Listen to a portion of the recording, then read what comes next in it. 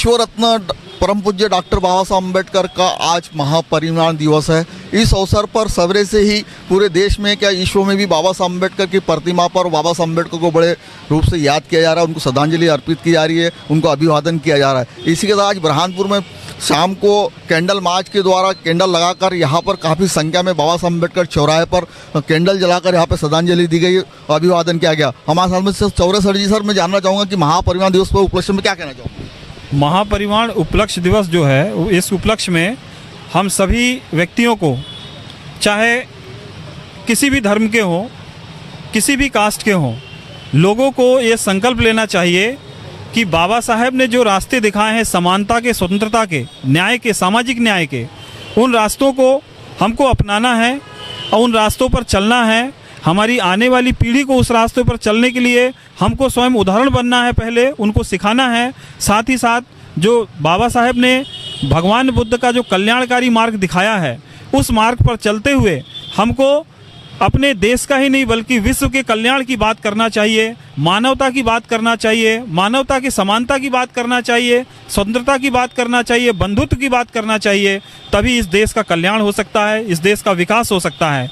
बिना पिछड़ों के, बिना दलितों के, बिना गरीबों के विकास के इस राष्ट्र का विकास असंभव है। इसीलिए यदि हमको इन सब का विकास करना है तो बाबा साहब ने जिन बातों का विरोध किया है उनका विरोध तो करना ही है। वो विरोध किसी व्यक्ति का विरोध नहीं है बल्कि विचारधारा का विरोध है। उस विचारधारा का विरोध करना है जो ऐसी मानसिकता है जो देश में असमानता लाती है, स्वतंत्रता को बंधित करती है और सामाजिक न्याय के रास्ते में रोड़ा बनती है।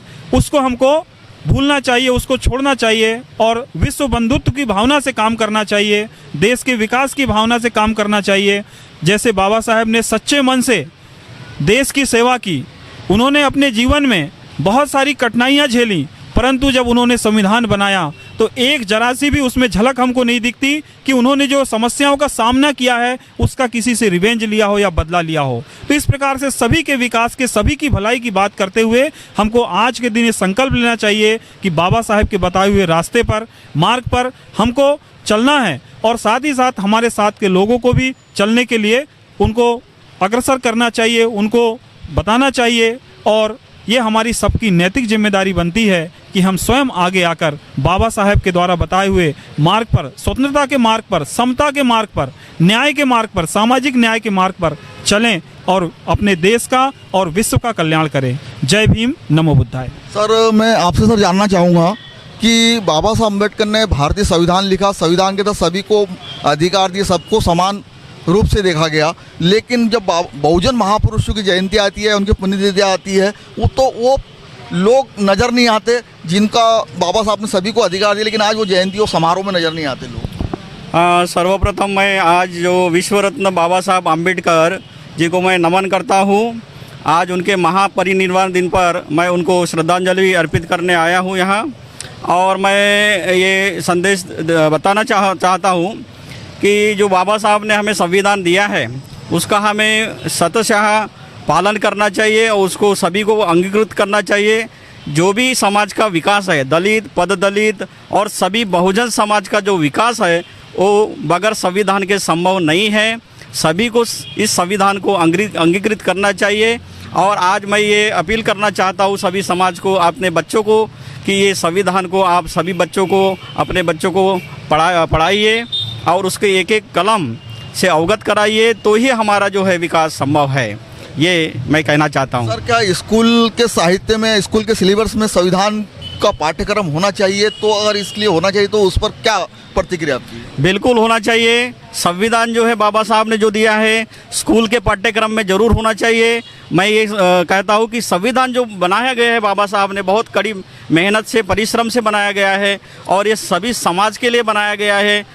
क्योंकि आज लोग जो है कानून के बारे में या संविधान के जो भी उन्होंने बनाया है उसके बारे में जानते नहीं हैं, इसीलिए हमारा जो समाज पिछड़ा हुआ है। यदि वो जानेंगे तो स्वयं ही वो अपना विकास कर पाएंगे और इसलिए ये पाठ्यक्रम में बहुत जो होना बहुत ज़रूरी है। सर मैं ये जानना चाहूँगा कि जब बाबा साहब अम्बेडकर ने शिक्षित बनो, संगठित बनो, संघर्ष करो का नारा दिया था, उस समय हमारे लोगों को कहा था, हमारे लोग शिक्षित भी हो गए, संगठित भी हो गए और संघर्ष भी कर रहे हैं, लेकिन संगठन के नाम से हजारों संगठन निर्माण कर दिए। समाज का किस और दिशा में जा रहा है? नहीं, मैं ये कहना चाहता हूँ कि आज के दिन कम से कम कि बाबा साहब को नमन करते हुए सभी संगठन को एक साथ आना चाहिए, तो ही हमारा विकास संभव है। जब तक हम सारे संगठन मिल के ये मंच पर नहीं आएंगे तब तक ये हमारा समाज जो पिछड़ा हुआ रहेगा, क्योंकि फूट डालो और राजनीति करो ये आजकल चल रहा है, और इसी का फ़ायदा जो है अन्य लोग और असामाजिक तत्व जो है इसका फ़ायदा उठा रहे हैं। तो मैं सभी समाज के जनों को अपील करना चाहता हूँ कि सारे जन इस मौके पर कम से कम एक आए और बाबा साहब के विचारधारा को आगे लेकर जाएं। जब जहाँ अगर हम देखा जाए कि बाबा साहब अम्बेडकर ने जो संविधान जो है जिसमें हमारे लोगों को मूलभूत अधिकार दिया, जिसके आधार पर आज हमारे लोग काफ़ी विकसित हुए, आगे बढ़े, लेकिन निजीकरण के माध्यम से, भूमंडलीकरण के माध्यम से और ये तमाम चीज़ें जो हो रही है, तो आने वाले क्या ऐसा नहीं लग रहा कि भारत का संविधान को ख़त्म करने का प्रयास चल रहा है? बिल्कुल ये प्रयास जारी है। ये जो मनुवादी ताकतें हैं ये इस पर जो है काम कर रही है, और इसमें जो है दुष्प्रचार किया जा रहा है, और ये प्राइवेटाइजेशन के माध्यम से ये संविधान को ख़त्म करने का प्रयास किया जा रहा है। इस समय कम से कम हमारे समाज को जागरूक होने की आवश्यकता है, और जब तक हमारा समाज इस संदर्भ में जागरूक होगा नहीं तो हमारे समाज का विकास संभव नहीं है। बाबा साहब अम्बेडकर जी का आज हम एक संकल्प दिवस के रूप में महापरिनिर्वाण दिवस मना रहे हैं, और पूरे भारतवर्ष में ही बाबा साहब अम्बेडकर का यह परिनिर्वाण दिवस संकल्प दिवस में मनाते हैं।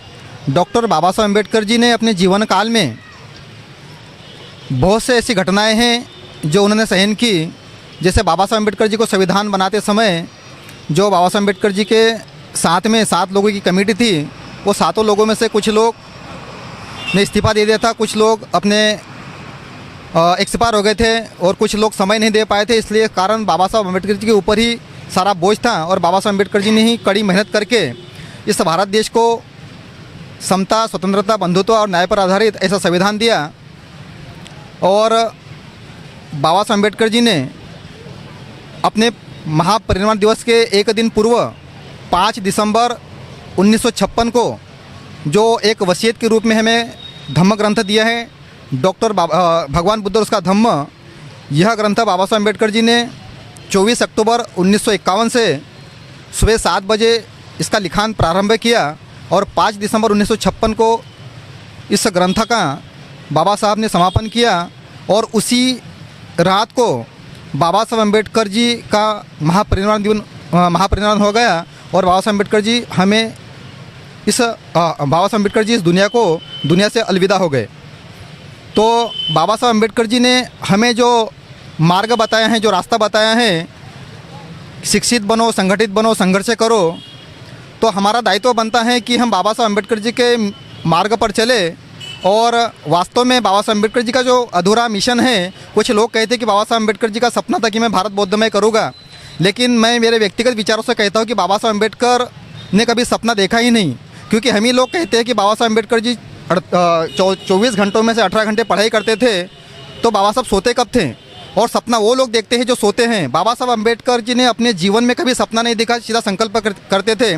जैसा बाबा साहब ने संकल्प किया था कि मैं 13 अक्टूबर 1935 को कि मैं हिंदू धर्म में पैदा हुआ, मेरे बस में नहीं था, लेकिन हिंदू धर्म में नहीं मरूंगा, ये मेरे वश में है। और बाबा साहब अम्बेडकर जी ने उसी कथन को, उसी संकल्प को 14 अक्टूबर 1956 को अशोका विजयदशमी के दिन उस संकल्प को पूरा किया। तो इसलिए बाबा साहब अम्बेडकर जी ने जो संकल्प करते थे वो पूरा किया है। ऐसा कोई संकल्प नहीं है कि वो हमें पूरा करना है, लेकिन बाबा साहब का जो मिशन है, जो कारवां है, हम उस कारवां को हमें आगे बढ़ाना है। जहाँ तक बाबा साहब के विचार या जितने भी महापुरुष हैं, उन महापुरुषों के विचार जन जन तक पहुँचाने का दायित्व हम लोगों का है। जो पढ़े लिखे लोग हैं, जो बाबा साहब अम्बेडकर के मिशन को समझते हैं, उन लोगों का दायित्व बनता है कि वो लोगों तक जाके संदेशों को पहुँचाए। डॉक्टर बाबा साहेब अम्बेडकर, यहाँ पर बुरहानपुर की जनता खड़ी है। यहाँ पर भारतीय बौद्ध महासवादी बुद्धिस्ट सोसाइटी ऑफ इंडिया महाउपासिका मीराबाई अम्बेडकर का कार्यक्रम इस बुरहानपुर नगरी में रखा गया है। बाबा साहब के समक्षम 64वां दिन मनाने जा रहे हैं, और उसके उपलक्ष्य में सभी उस समाज के लोग, अन्यत्र समाज के लोग भी हमारे साथ में खड़े हैं और बाबा साहब के वसूलों पे चलने के लिए तैयार है। आज वर्तमान में बाबा साहब की बात जो है बहुत इम्पोर्टेंट, महत्वपूर्ण है। इस देश को चलाने के लिए बाबा साहब का संविधान है, इस देश को चलाने के बुद्ध का मार्ग है। इस देश के अंदर युद्ध हो रहा है, युद्ध को मिटाने के लिए बुद्ध की ज़रूरत है। इसलिए आज हम इस बाबा साहब की ये वंदना करके रवाना होने जा रहे हैं। सभी साथ में हैं और आगे चल के हम लोग बाबा साहब के वसूलों पे और बुद्ध के वसूलों पे, बुद्ध के मार्ग पे हम चलेंगे और इस देश के लिए सहयोग प्रदान करेंगे और मार्ग पे चलेंगे।